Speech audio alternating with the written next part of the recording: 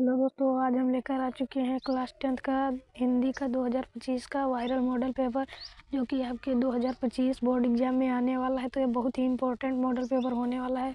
तो इस पूरे मॉडल पेपर का सलूशन हम इस वीडियो में देंगे, तो पूरी वीडियो ध्यान से देखना। समय यहाँ पर आपको 3 घंटे 15 मिनट मिलेंगे और यहाँ से आपको निर्देश दिया है, इसको आपको पढ़ लेना है।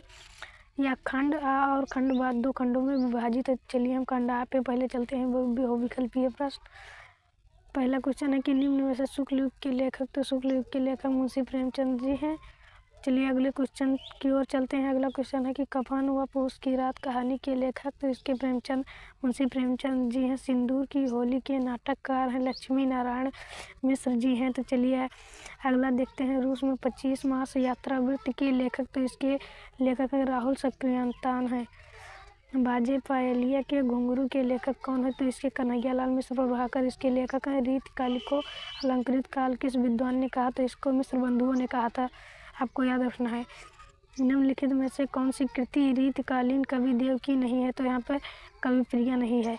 द्विवेदी की विशेषता या प्रवृत्ति है, द्विवेदी की विशेषता या प्रवृत्ति है, तो इसमें से इतिवृत्तात्मकता यहाँ पे है इसकी। 1943 में प्रकाशित तार सप्तक का संपादन किसने किया था, यह बहुत ही इंपॉर्टेंट क्वेश्चन है, तो आपको याद रखना है। इसको अज्ञेय ने किया था, अज्ञेय जी ने।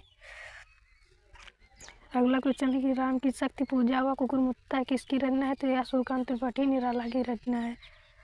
बुरे समय को देखकर गंजे तू क्यों रो, किसी भी हालत में तेरा बाल न बांका हो। उपयुक्त प्रकृतियों में कौन सा रस है, तो यहाँ पर हास्य रस हो जाएगा।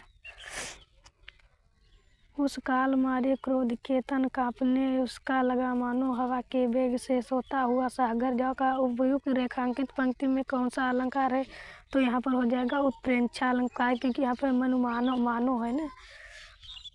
नील सरोह श्याम तरुण अर बरीन नयन कराऊं सो मम उर धाम सदा क्षीर सागर शयन। उपयुक्त पंक्तियों में छंद पूछ रहा है, तो यहाँ पर सोठा छंद हो जाएगा। अगला क्वेश्चन है हमारा कि निम्नलिखित में से किस शब्द में अनुपसर्ग का प्रयोग नहीं हुआ है, तो यहाँ पर अनुत्तीर्ण में नहीं हुआ है, बाकी सब में हुआ है।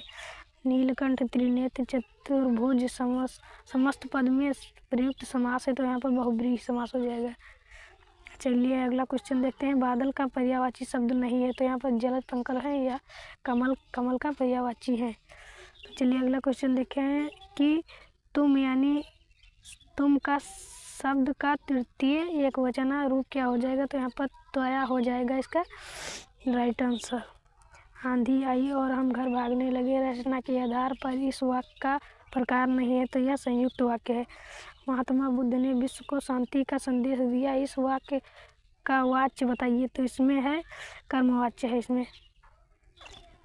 चलिए अगला देखते हैं। वह अचानक चला गया वाक्य में प्रत्युक्त अचानक पद का व्याकरण परिचय है, तो यहाँ पे इसका हो जाएगा क्रिया विशेषण, इसका राइट आंसर हो जाएगा। और यहाँ से आपका खंडवा वर्णात्मक प्रश्न चालू हो गया, तो आपको इसे कर लेना। इसके लिए हम, अगर आपने कमेंट किया तो इसके लिए हम एक नई वीडियो लेकर आएंगे जिसमें खंडवा के सभी प्रश्नों का हल किया जाएगा। तो धन्यवाद।